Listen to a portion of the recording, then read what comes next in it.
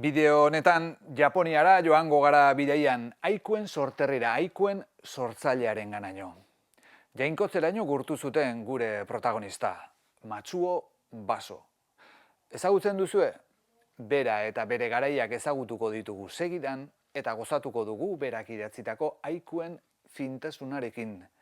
Gutxi gora behera, gozatzen dugun bezala kafea hartzerakoan dastatutako pasta bakoitzarekin. Hasteko bat probatu nahi. Shizukasa ja, lasaitasuna. Iwan Ishimiru, aitzaren mamiraino. Semino Koe, txitxarkantua. 1654an jaio zen Matsuo Kinsaku. Matsuo Kinsaku diogu eta ez Matsuo Baso. Garai hartan, artista japoniarrek haien izena aldatzea ohikoa zelako eta hala egin zuelako berak ere. Gaur egun askok hemen eta orain egiten duten eta dugun bezala sare eta blogetan izen artistikoak erabiliz. Familia boteretsu baten zerbitzura zegoen familia txiro batean jaio zen. Samurai baten semea zen eta etxekoek Basok armadan karrera egitea nahi zuten, baino etzen horrela izan. Izan ere, Matsuo Baso jauntxo baten etxean morroi sartu zen eta horri esker hasi zen aikai konposizioak egiten ikasten. Aikaia, Aikuen aurreko japoniar poesia tradizionalaren formetako bat zen. Bere lehen poema 1662an argitaratu zuen. Eta 65ean jauntxoaren oinordeko batekin argitaratu zituen 100 poema. Bien artean idatzita 4 eskutara. 1666an jauntxoa hildakoan lanik gabe geratu eta Edora alde egin zuen egungo Tokiora. Edo, ze izen polita herri batentzako.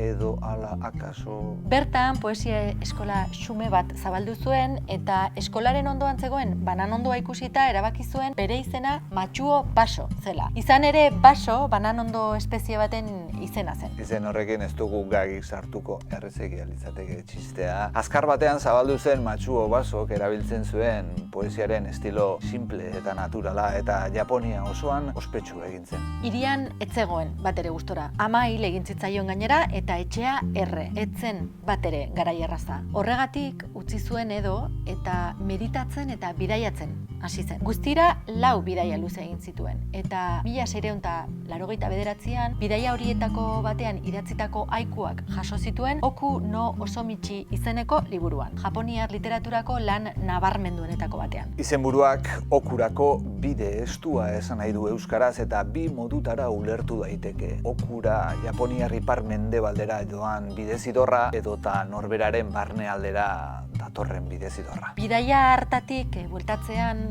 Edora itzuli eta bere etxea berehala bihurtu zen artisten eta jarraitzaileen bilgune. Ezinegon handia sortzen zion jendearen joan etorriak eta maiz etxean giltzapetuta egoten zen edo bidaia laburrak egiten zituen. 1684an hil zen bidaia horietako batean jarraitzaile zinguratuta. Handik urte batzuetara 1783an sintoistek budismoa Japoniara iritsi aurretik nagusi zen erlijioaren jarraitzaileek Matsuo Baso jainkotu egin zuten eta denbora batez ezin izan zen ez bera, ez eta bere poesia lana ere kritikatu. Gaur egun futbolaria jainkotzen ditugun bezala jainkotzen zituzten garai batean poetak.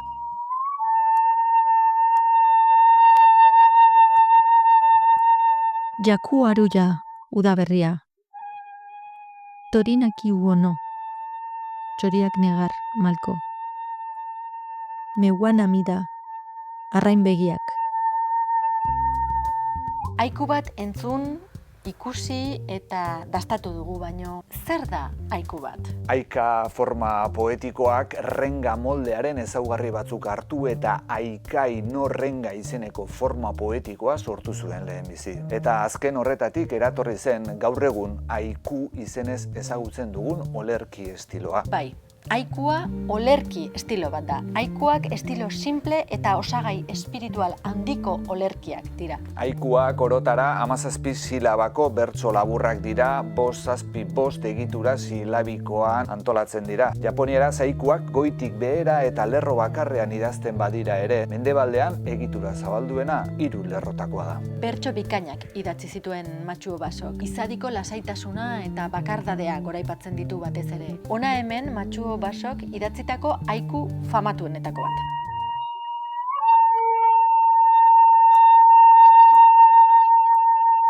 Kare edani, karasuno tomarikeri, akinokure.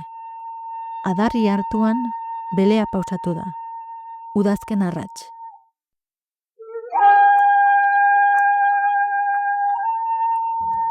Udazkeneko egun batean, iluntze betean, belea adarri hartu batean pausatzen da. Segituan etortzen zaigu irudia burura bele beltz bat adar lehor batean, iluntzeko iluntasunean. Matxuo Basok arratseko iluntasuna eta belea naturaren loaldiarekin lotzen ditu haiku eder horretan. Haustura hitzek garrantzia berezia dute. Lehen zatiaren edo bigarren zatiaren amaieran agertzen da normalean haustura hitz hori. Eta hitz horrekin poesia laburra bitan banatzen da. Aldeen arteko kontrastea sortuz. Adibidera ekarrita jatorrizko haustura hitza, tomarikeri hitzaren azken keri hori da. Euskaratzerakoan haustura hitzaren funtzioa puntuazio marken bidez eginda. Puntu koma bihurtu da euskaraz haustura hitza. Haikuek kigo hitz bat ere izaten dute normalean. Urtaro hitz bat naturari erreferentzia egiten diona. Erabiltzen ari garen adibideak akino kure da kigo hitza. Euskaratzerakoan udazken arrats esaten diogu. Haikuetan, gehienetan, ez da egilea nabarmentzen. Egoera bat deskribatzen da, esperientzia bat, instante bat. Egileak egoera horrekin, naturarekin egiten du bat, eta esperientzia horretan oinarritzen dira